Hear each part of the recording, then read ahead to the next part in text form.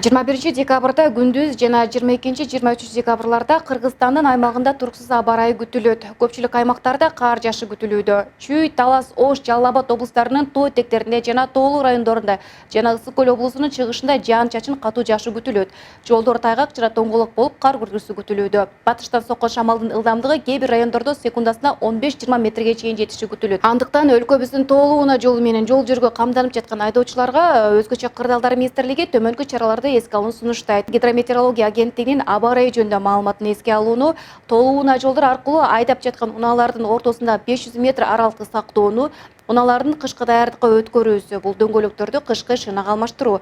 Ошондой эле унаада аптечка, чынжырча, күрөкчөнү, өрт өчүрүүчү алгачкы каражаттарды алып алыңыз. Мындай туруксуз аба ырайы энергетика жана коммуналдык кызматтардын ишин жана жайлоолордо малды кармоону кыйындатат. Катуу жаан жааган убакта автожолдордо көрүү аралыгы төмөндөйт. Автоунаалардын кыймылдоосун кыйындатышына алып келиши мүмкүн. Электр зымдарга суу, кар жабышып, үзүлүү коркунучу жаралат. Өзгөчө кырдаалдарда 112 номуруна чалыңыз, чалуу акысыз.